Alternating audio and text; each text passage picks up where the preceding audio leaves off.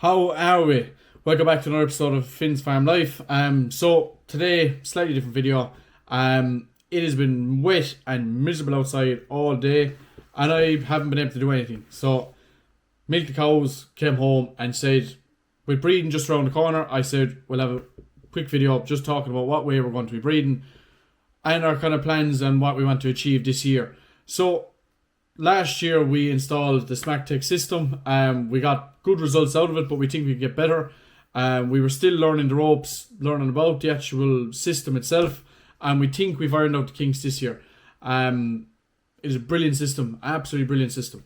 But this year I think we got 3 weeks of we got our say Frisian heifer calves, our replacements for 2027. We got them calved down the first 3 weeks. We're hoping to narrow that down even more because we want them as condensed as possible so that they're all growing at the same and a consistent rate, so that when they're growing into weanlings, yearlings and heifers, they're all going to be consistent size and weight, so that there's no need for us to be feeding someone and just it's all the same diet, plain and simple. But also we want to try and actually shrink the entire calving interval, because we have 2 cows now outside. We're waiting on them to calve. They're 2 brilliant cows, smashing cows, and we're just sitting watching them inside in the field doing nothing. So this year, we're hoping that we can improve on that and get cows calving down earlier. We had, as you saw in, I think it was in my last video, the speckled park. We are considering using some more of them straws this year because they're meant to be a very, very fertile animal. I'm not 100% sure on that. People can let me know or educate me in the comments, but they're whatever about the fertility and all that, they're just a lovely looking animal in general. But last year our issue was we were inseminating cows based on the SmackTechs that weren't full and strong heats. We thought they were good enough, and we found that good enough isn't good enough. So essentially what we need to do is we need to shrink, we need to cut back on inseminating them cows and restrain ourselves from putting straws, very expensive straws, into cows that aren't properly on heat. So I'll show you what I mean by that. So I have the SmackTechs open in front of me here. So essentially this is the whole home screen. This is what we'll be looking at. But the only thing I'm concerned about at the minute is this one here. So this is my inseminations. This is what tells me which cows are in heat. I looked at this earlier on. This first one here, she has, say, like, if you look at here, this is her cycle length. So she's had a cycle of 20 days and 18 days. But that all looks good, but you need to go, if you go in here, get up her actual graph and see what way she's actually looking in general. That isn't the heat. Say her heat index is 47.13. That isn't the heat. So that'll be removed from the system. It's going to be marked down as not a heat. That will completely wipe off her. Most likely she's going to be taken out for a scan, because we want to make sure that she is cycling okay and there's no issues with her, because she's actually only a first calver. So making sure that those are cycling right is the main thing. The likes of this one here, 2614. So she had a heat 20 days after her last one.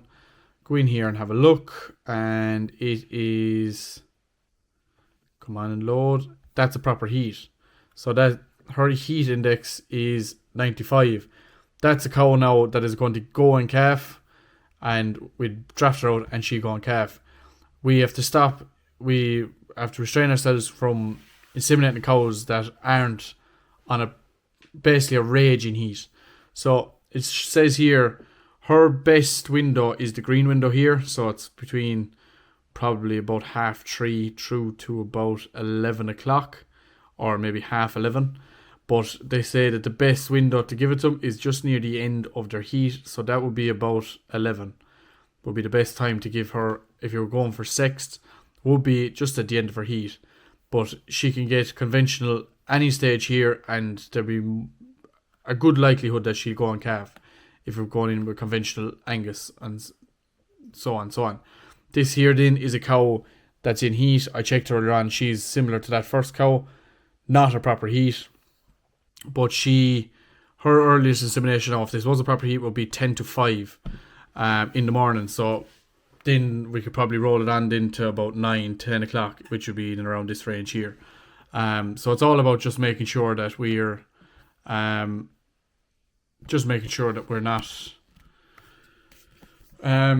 we're not losing, say, we're not using straws on cows that don't have the heats good enough for straws, is the main goal. But that the likes of having that information is essential, because this is only our second year with it. Before that, we were tail painting, standing up, watching cows coming in, seeing if they're rubbed off. But we never had any idea if they were in their optimal time, whether they were gone past their heat, whether they were just starting the heat, whether they're even on heat at all. We were just looking at tail paint and then going in for insemination. Now, it works brilliantly for other people. It worked very well for us for a long time. But at the moment, we're using this system and we don't even have stock bulls. So having this is unbelievable.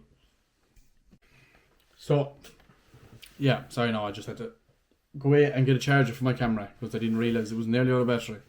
But as I was saying, information is just the utmost importance to me, in my opinion. Making sure that cows are perfectly ready for a straw, cows are ready for insemination, and not wasting straws on these cows. And if, in fairness, it also maybe kind of helps in terms of shrinking it down as well, because if there's a cow that isn't on a strong heat and you give her a straw, you're thinking, oh yeah, sure, I won't have to worry about her for another 21 days. Then when she may just come into heat then as well. And you're telling the system that she was on heat. So all this system is just learning from the information you give it. So if we told it, oh, this cow was inseminated today, it's expecting that cow to come into heat in 21 days time, and it might not fully alert you to her being in heat in 2 or 3 days time when she's on a proper heat, because it thinks that she has had an insemination, she's not due another heat for another 21 days, and it just kind of messes with the whole system, and it makes the cow look like she's basically suspiciously cycling, and it can just make things very, very confusing, and you think that there's a problem with the cow, but in reality all that happened was that cow might have been out bulling with other cows, triggered a heat, and then we put her in for AI wrongly, essentially. Nothing wrong with the cow. Cow is perfect. We just made a bad call. So hopefully this year we can alleviate that. But yeah, that's just basically what I was coming on to talk about. Basically our plans for this year. I'm hoping that the weather breaks. I'm going to be able to actually do something on the farm. All I was doing today was milking, as I was saying, and I was just doing a bit of tidying. There was nothing going on. I have a bit of vaccinations to do at the weekend, and that's kind of it. With a bit of slurry to do. I got fertilizer out yesterday. But overall, just hoping for this weather to pass, because it is just impossible to go out and do anything when rain is coming out of the sky sideways. So, that's the end of today's video. New videos every Wednesday, Friday and Sunday. Like, subscribe, do all the good things, and I will talk to you in the next one.